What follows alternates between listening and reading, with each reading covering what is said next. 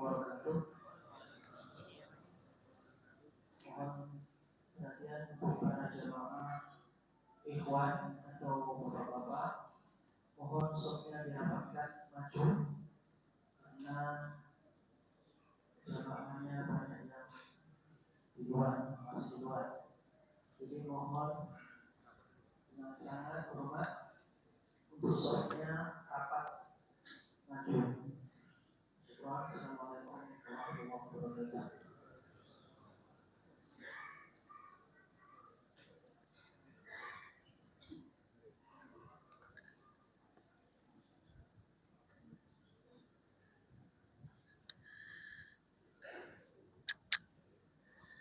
Assalamualaikum warahmatullahi wabarakatuh. Bismillahirrahmanirrahim. Innal hamdalillah nahmaduhu wa nasta'inuhu wa nastaghfiruh wa na'udzu billahi min shururi anfusina wa sayyiati a'malina. Man yahdihillahu fala mudilla lahu wa man yudlil fala hadiya lahu. وأشهد أن لا إله إلا الله وحده لا شريك له وأشهد أن محمدا عبده ورسوله يا أيها الذين آمنوا اتقوا الله حق تقاته ولا تموتن إلا وأنتم مسلمون يا أيها الناس اتقوا ربكم الذي خلقكم من نفس واحدة وخلق منها زوجها وبث منهما رجالا كثيرا ونساء واتقوا الله الذي تساءلون به والأرحام إن الله كان عليكم رقيبا يا أيها الذين آمنوا اتقوا الله وقولوا قولا سديدا يصلح لكم أعمالكم ويغفر لكم ذنوبكم ومن يطع الله ورسوله فقد فاز فوزا عظيما أما بعد فإن أصدق الحديث كتاب الله وأحسن الهدي هدي محمد صلى الله عليه وعلى آله وسلم وشر الأمور محدثاتها وكل محدثة بدعة وكل بدعة ضلالة وكل ضلالة في النار. Alhamdulillah, kita bersyukur pada Allah Subhanahu wa taala pada hari ini, hari Selasa malam Rabu 15 Zulqa'dah 1446 Hijriah bertepatan dengan 13 Mei 2025. Kita dimudahkan oleh Allah Subhanahu wa taala untuk duduk bersama di Masjid An-Nur dalam sebuah kajian membaca kitab Riyadhus Shalihin pada Babut Taubah. Salawat dan salam semoga selalu Allah berikan kepada Nabi kita Muhammad sallallahu alaihi wa ala alihi wasallam, pada keluarga beliau, para sahabat serta orang-orang yang mengikuti beliau sampai hari kiamat kelak. Dengan nama-nama Allah yang husna dan sifat-sifatnya yang ulia, kita berdoa, Allahumma inna nas'aluka ilman nafi'an wa rizqan tayyiban wa amalan mutaqabbala. Allahumma amin.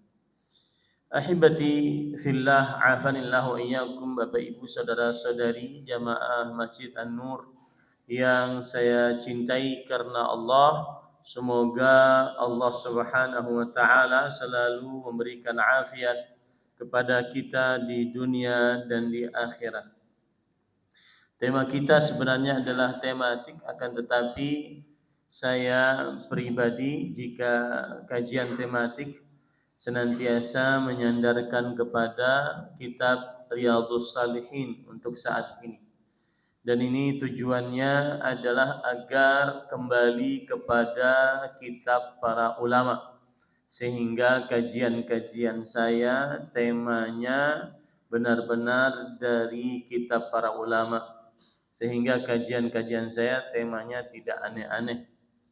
Dan ini mengembalikan kita kepada kitabnya para ulama rahimahumullahu ta'ala.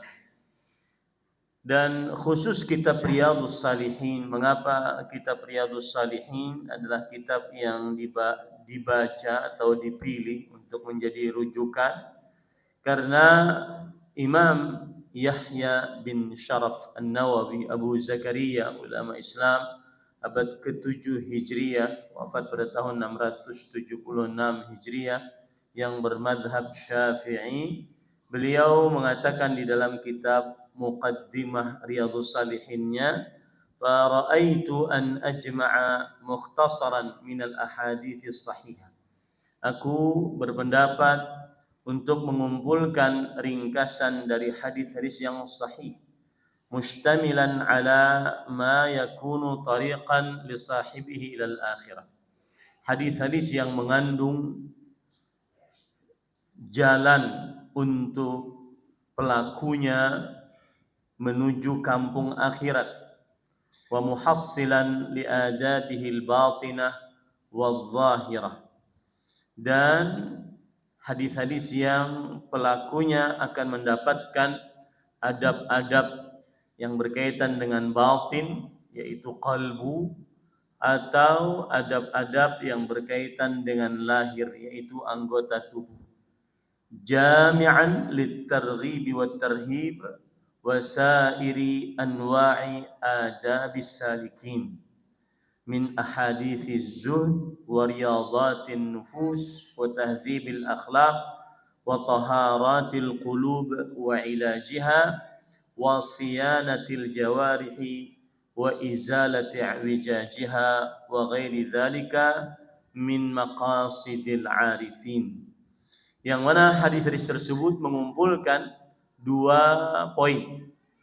Poin yang berupa motivasi untuk beramal saleh, dan juga poin yang kedua adalah ancaman untuk melakukan hal-hal yang terlarang dalam agama, dan juga mengumpulkan berbagai macam adab orang-orang yang ingin untuk menuju kepada Allah Subhanahu wa taala, yaitu berupa hadis-hadis tentang zuhud.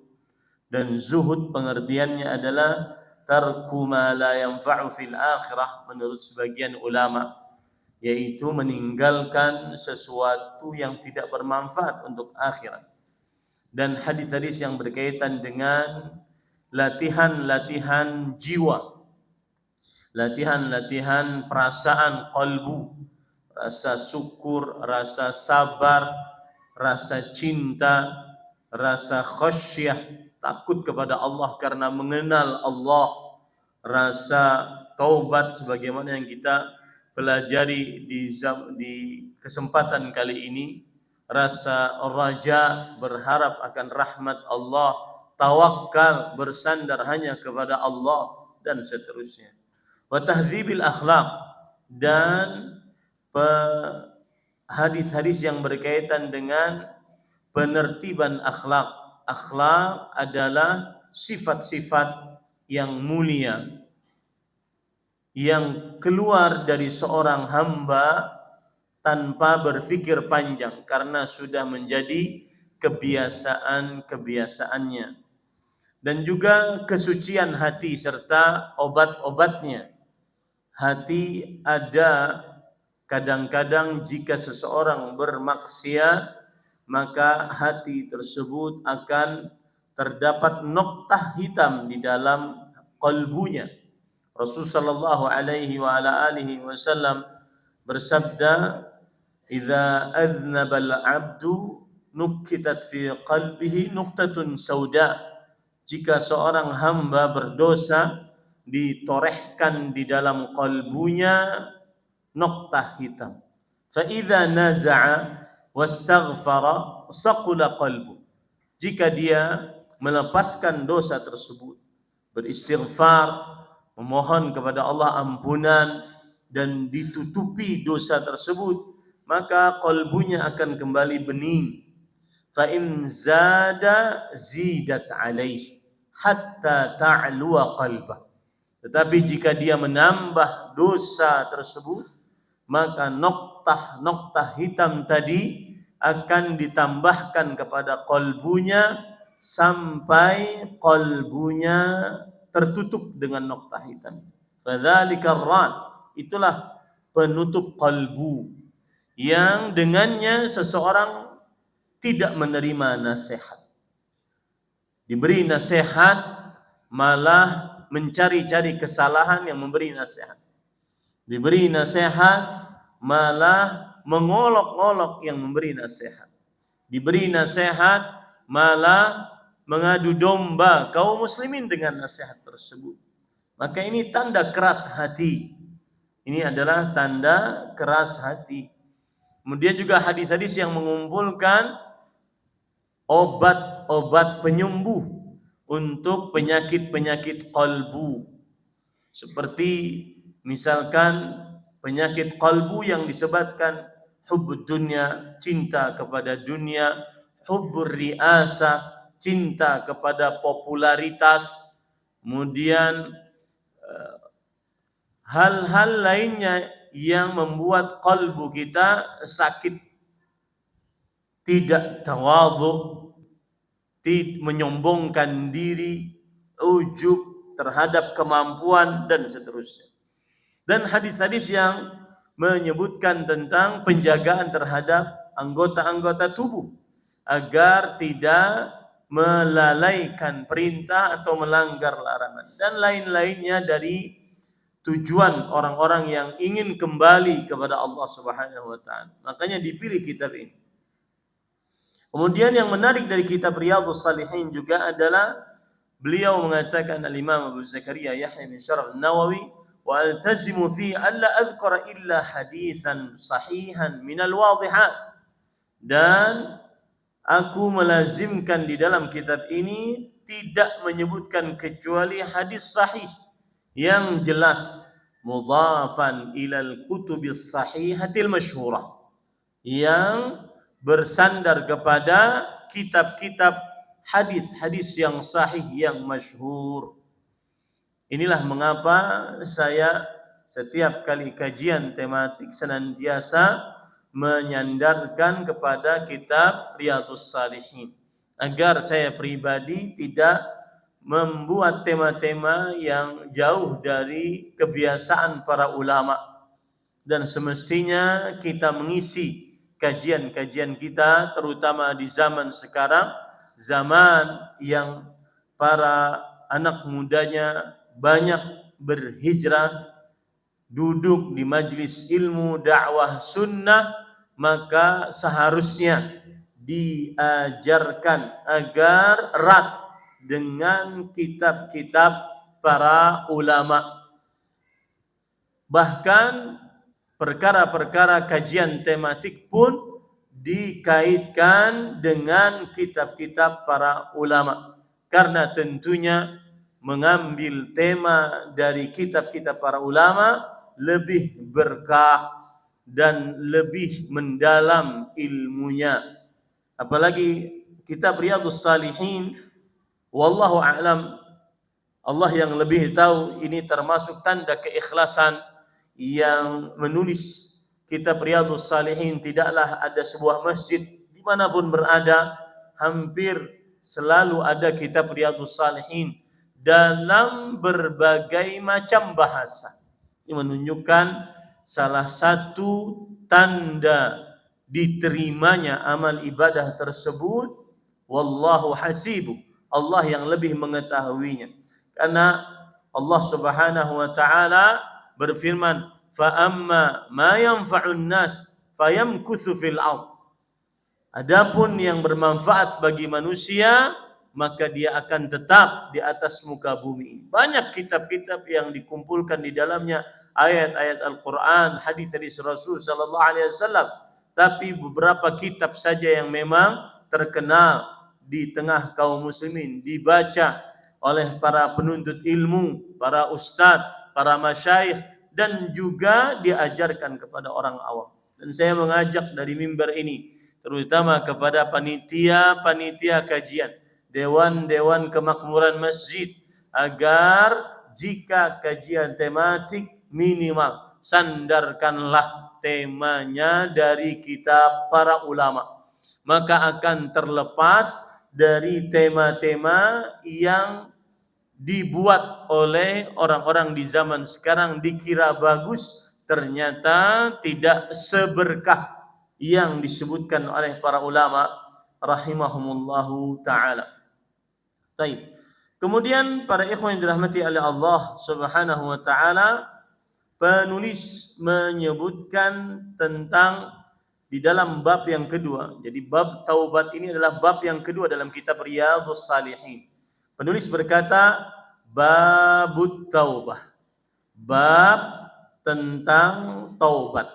Kita akan mempelajari apa makna taubat, baik secara bahasa ataupun secara istilah syariat. Para ikhwan yang dirahmati oleh Allah Subhanahu wa taala, taubat secara bahasa diambil dari 3 huruf dasar. Ta, waw, dan ba. Tawaba. Dan para ulama bahasa seperti Ibnu Faris di dalam kitab Mu'jam Maqayisil Lughah, Ibnu Manzur di dalam kitab Lisanul Arab, ini kamus-kamus besar bahasa Arab, mereka mengatakan bahwa makna taubah taduru haula ma'anir ruju' wal 'audah wal inabah wan nadam. Yang artinya makna taubah berputar pada makna-makna berikut. Yang pertama, pulang, ar-ruju'. Kemudian al-audah, kembali. Kemudian al-inabah, menghadap. Kemudian an-nadam, menyesal. 4 kata ini menunjukkan arti dari kata taubah secara bahasa, sebagaimana yang dikatakan oleh para ahli bahasa Arab seperti Ibnu Faris dalam kitab Mu'jam Maqayisil Lughah, Ibnu Manzur di dalam kitab Lisanul Arab. Dan para ikhwan yang dirahmati oleh Allah Subhanahu wa taala, seperti misalkan Allah Subhanahu wa taala berfirman di dalam Al-Qur'an surat Ghafir, surat Al-Mu'min ayat 3, qabilit taub syadidil iqab dzit taul la ilaha illa. Qabilit taub yang artinya menerima taub. Taub artinya menerima kembali. Siapa yang sudah salah jalan, bermaksiat, lalu dia kembali, Allah terima kembali. Siapa yang menyesal atas dosa-dosanya yang telah lalu, maka Allah Subhanahu wa taala menerima dia kembali, penyesalannya diterima. Ingat, kata taubah terdapat atau berputar pada 4 kata secara bahasa. Ar-ruju', pulang, al-audah, kembali, kemudian al-inabah, menghadap, kemudian an-nadam, penyesalan. Dan sebelum saya lanjutkan, ini juga kalau kita belajar kitab, maka para jamaah bisa membawa kitab yang dimaksud. Karena dahulu beginilah kita belajar. Dahulu ustadz-ustadz kita begitulah mengajar, menghasilkan ustadz-ustadz yang sekarang mengajarkan kita, yaitu kembali kepada kitab. Di zaman sekarang, sebagian orang yang duduk di majelis ilmu hanya sekedar duduk, hanya sekedar jiping, ngaji nguping, masuk telinga kanan, keluar dari telinga kanan kembali, tidak sampai keluar dari telinga kiri bahkan. Kenapa? Karena ngajinya tidak membawa bekal, dan ini kebiasaan harus dirubah, dan merubahnya memang lama, sebagaimana ustadz-ustadz kita baik yang sudah tua ataupun yang sudah meninggal membiasakan jamaahnya dari mulai dahulu seperti itu. Maka dengan banyaknya yang duduk di majlis dakwah sunnah, dakwah salaf, maka kita harus kembali mengajarkan adab-adab dalam menimba ilmu agama. Mudah-mudahan nasihat ini benar-benar diresapi oleh para jamaah sekalian, mengajak ustadznya kembali kepada kitab. Apapun temanya, kembali kepada kitab, agar kitab yang dibahas benar-benar kita selesaikan dan bermanfaat. Kemudian para ikhwan yang dirahmati oleh Allah Subhanahu wa taala, para ulama menjelaskan kata taubat itu bisa dari Allah atas hamba dan dari hamba kepada Allah. Lihat, ada dua. Kata taubat dari Allah atas hamba, atau taubat hamba kepada Allah Subhanahu wa taala.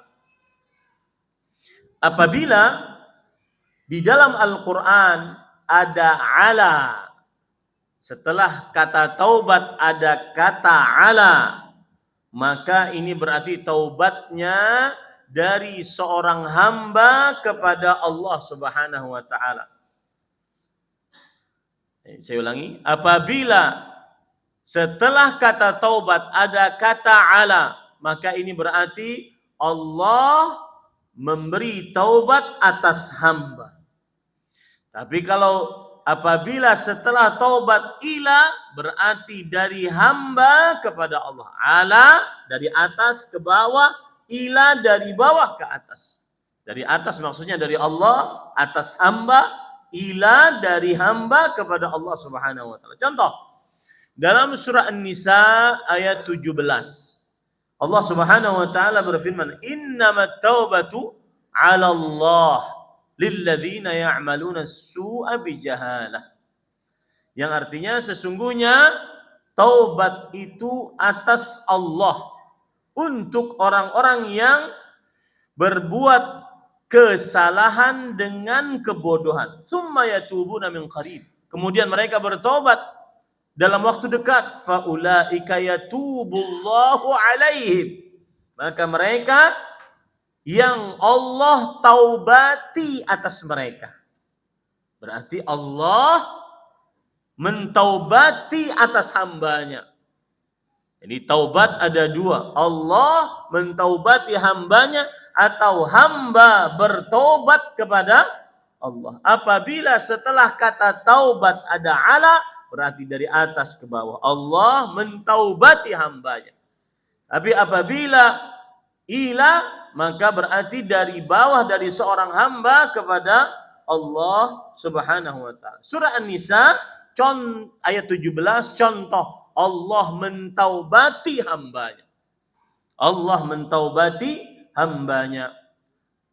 Adapun surat An-Nur ayat 31 berarti hamba bertobat kepada Allah. Ya, wa tubu ilallahi jami'an ayyuhal mu'minun la'allakum tuflihun. Bertobatlah kalian seluruhnya kepada Allah. Seluruhnya, wahai orang-orang yang beriman, agar kalian beruntung. Di sini kita ambil pelajaran bahwa taubat apabila setelahnya ada ala, antum baca dalam Al-Quran kalau ada kata taubat setelahnya ada ala, berarti Allah memberi taubat. Tapi kalau taubat setelahnya ada kata ila, berarti seorang hamba bertobat kepada Allah. Taubat ala berarti Allah menerima taubat hamba tersebut. Taubat ila berarti hamba tersebut yang bertobat kepada Allah Subhanahu wa ta'ala. Ini para ikhwah. Saya akan uji antum semua. Al-Furqan ayat 71. Wa man taba, barang siapa yang bertaubat, wa amila salihan, dan beramal saleh, fa innahu yatubu ilallahi mataba, maka sesungguhnya yatubu ila berarti dari hamba ke Allah Subhanahu wa taala. Seorang hamba bertobat, menyesal, kembali menghadap, kemudian pulang kepada Allah Subhanahu wa taala. Nah, ini para ikhwah yang dirahmati oleh Allah Subhanahu wa taala. Baik. Sekarang apa arti taubat secara istilah syariat menurut para ulama rahimahumullahu taala? Banyak perkataan-perkataan para ulama. Saya akan bacakan beberapa perkataan. Di antaranya yang dikatakan oleh Imam Ibnu Qayyim Al-Jauziyah rahimahullah dalam kitab beliau Madarijus Salikin. Beliau mengatakan, haqiqatut taubah hiya nadamu ala ma salafa minhu fil madhi. Ini sangat penting sekali. Yang bertobat, salah satu karakteristik yang paling dominan dari orang yang bertobat adalah menyesal.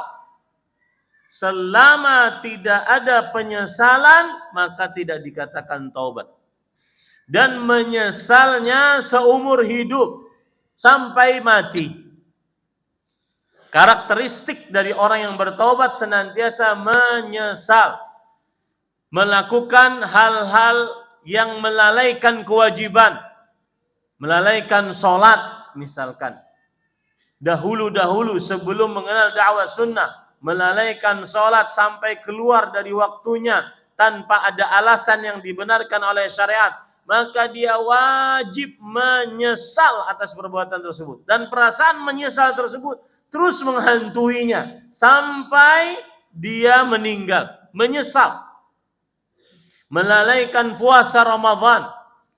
Padahal dia termasuk muslim baligh, berakal, mampu, muqim, dan terlepas dari hal-hal yang melarang untuk berpuasa. Tetapi dia tidak berpuasa, maka kemudian dia bertobat. Karakteristik yang paling dominan dari orang yang bertobat dalam hal meninggalkan puasa tanpa ada alasan syar'i adalah menyesal. Hanya Imam Al-Qayyim mengatakan, hakikat taubat adalah penyesalan atas apa yang berlalu darinya pada waktu yang telah lalu dari dosa-dosa. Yang kedua, wal iqla'u anhu fil hal, dan melepaskan dari dosa tersebut secara langsung saat itu juga, tidak menunda-nunda. Saat itu juga tidak dikatakan bertobat kalau seandainya masih berkecimpung dengan dosa. Yang ketiga, wal azmu ala alla yu'awiduhu fil mustaqbal. Bertekad untuk tidak mengulanginya di saat yang akan datang. Bertekad untuk tidak mengulanginya di saat yang akan datang. Baik. Baik, para ikhwan yang dirahmati oleh Allah Subhanahu wa taala. Nah, kemudian berarti hakikat taubat 3 poin itu. Menyesal, kemudian yang kedua melepaskan dosa, yang ketiga bertekad untuk tidak mengulang. Para ulama rahimahumullahu taala dari 3 inilah yang disebutkan oleh Imam An-Nawawi rahimahullahu taala dalam kitabnya. Beliau mengatakan, perhatikan, qala al-ulama at-taubatu wajibatun min kulli dzamb. Para ulama berkata, taubat itu wajib dari setiap dosa. Dan di sini saya ingin mengingatkan, sedikit keluar dari tema kita. Sebuah fitnah keji terhadap dakwah sunnah, dakwah salaf yang mengajak umat Islam kepada Al-Quran dan sunnah. Kemudian difitnah bahwasanya dakwah ini mengelabui umat. Bagaimana umat bisa bersandar kepada Al-Quran dan sunnah saja tanpa penjelasan para ulama. Nih, sekarang buktinya. Kita baca perkataan para ulama. Tidak benar kalau seandainya dakwah salaf menyesatkan umat. Karena ada statement begitu. Dakwah salaf menyesatkan umat kalau seandainya hanya mengajak kepada Al-Quran dan Sunnah. Karena tidak mungkin Al-Quran dan Sunnah dipahami dengan pemahaman sendiri. Ini fitnah keji. Para ikhwan yang dirahmati oleh Allah Subhanahu wa taala. Maksud kita jadikanlah Al-Quran dan hadis sebagai sandaran hukum. Jangan jadikan perasaan, akal, kemudian adat kebiasaan, kemudian perlakuan kebanyakan orang sebagai sandaran hukum. Itu maksud kita. Adapun memahaminya nanti dari Al-Quran, memahaminya wajib dengan perkataan para ulama. Dan itu hanya retorika orang-orang yang benci kepada dakwah sunnah, dakwah salaf. Maka jangan sampai terhasut dengan ucapan tersebut. Dan orang tersebut saya ajak untuk bertobat kepada Allah. Karena sudah menunduh orang yang mengajak kepada Al-Quran dan Sunnah disebut sebagai penyesat umat. Ini fitnah yang keji terhadap dakwah sunnah. Tidak mungkin kita bisa memahami Al-Quran dan hadis dengan pemahaman para ulama, kecuali dengan pemahaman para ulama.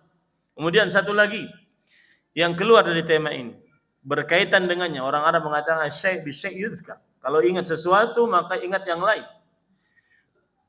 Di antaranya kita dilarang oleh dakwah salaf, kata mereka, untuk mengikuti mazhab yang 4. Ini juga fitnah. Sedangkan mereka bersandar kepada Imam Ibnu Baz, Imam Ibnu Utsaimin, Imam Al-Albani rahimahullah. Maka jawabannya, ya akhi, wahai saudaraku muslim, ittaqillah, takutlah engkau kepada Allah dari ucapanmu tersebut.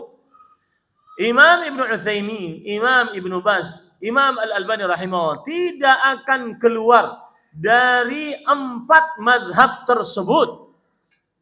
Tidak akan keluar pendapat-pendapat mereka dari 4 mazhab tersebut. Ini juga fitnah keji terhadap dakwah sunnah, terhadap dakwah salaf. Kalau seandainya mereka keluar dari mazhab imam yang 4. Ini tidak benar. Lihat sekarang kita baca perkataan Imam Nawawi rahimahullah.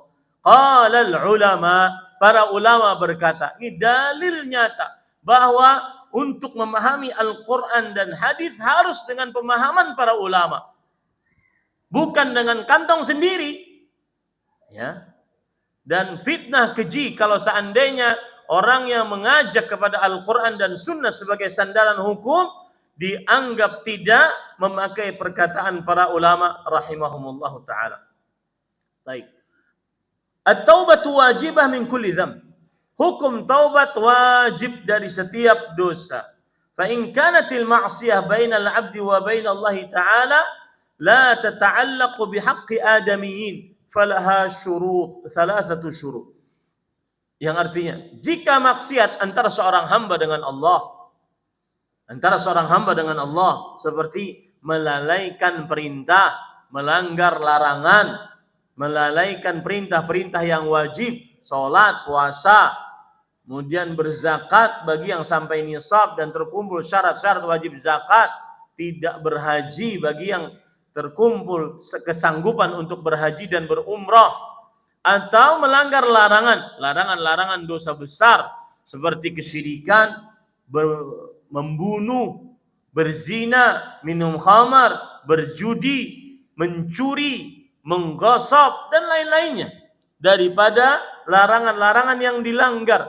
Maka apabila maksiat itu antara seorang hamba dengan Allah, syarat taubat ada 3 yang sudah kita sebutkan tadi. Yang pertama, an yaqli'a anil ma'siyah, hendaknya hamba tersebut melepaskan dari dosa. Yang kedua, an yandama ala fi'liha, menyesal. Saya sebutkan dari sekarang, saya ulang-ulang dari tadi.